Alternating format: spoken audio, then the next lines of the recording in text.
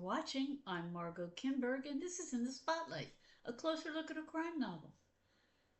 Small communities can be very effective settings for a crime novel. There are different personalities, and because the community is small, they interact in certain ways, and that psychology can be a very interesting underlying current to a novel. Let's take a look at how that works today and turn the spotlight on Jo Spain's Dirty Little Secrets. The story begins when the body of 55-year-old Olive Collins is found in her home in the small, expensive gated estate of Withered Vale, Wicklow. The body has been there for 3 months, and at first it seems very strange that no one would have discovered it sooner. But D.I. Frank Brazil and D.I. Emma Child soon learned that Olive was not the socializing kind. In fact, as they began to talk to the neighbors, they discovered that she didn't have visitors. There's no family, and she had no partner. At first, it looks like Olive suffered a fatal heart attack and was so socially isolated that no one noticed her absence. But the evidence soon calls that into question. It seems that her ventilation system was tampered with so that she was overcome by carbon monoxide. It might be a case of suicide, or it might be murder. That means the detectives will have to redouble their efforts to find out more about her, and for that, they turn to the neighbors. It soon comes out that Olive was not the pleasant, middle-aged person she might have seemed to be on the surface. Each of the neighboring families has a history with her, and little of it is positive. The more the detectives learn about Olive, the more they also learn about the neighbors, and each family has its own secrets and darkness. As we learn the truth about what happened to Olive, we also learn some unpleasant truths about the families who lived near her, and in the end, we find out what really happened. So what are the elements in this novel? What keeps it going?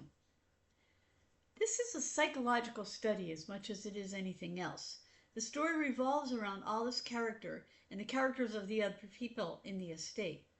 Their interactions with each other and with Olive play crucial roles in the story. The daily ins and outs of living in a gated estate are an important element in the novel, and Spain makes the setting clear. We follow along as neighbors get to know each other, exchange visits, have their children play together, and so on. The backdrop serves as a sharp contrast to some of the darkness going on.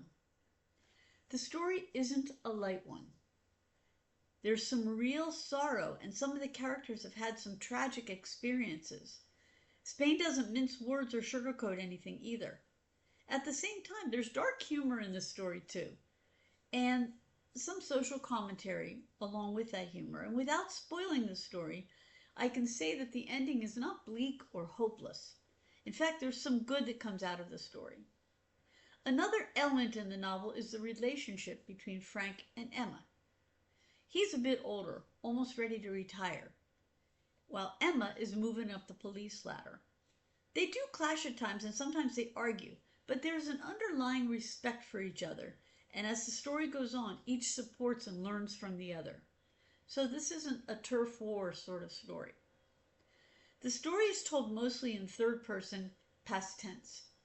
Different chapters have different points of view, including Frank's, Emma's, and each of the neighbors involved in the story, and each chapter is titled with the person whose viewpoint is being shared. There are also chapters from Olive's point of view in first person past tense. In that way, we see different events from a variety of perspectives. Dirty Little Secrets is the story of what happens when the cold reality of death comes to a small, exclusive estate where everyone seems to have a good life. It features a variety of characters, each with different secrets and sadness, a central hub character with her own complex personality, and two detectives determined to make sense of it all. This has been In the Spotlight. I'm Margot Kimberg. Thanks for watching.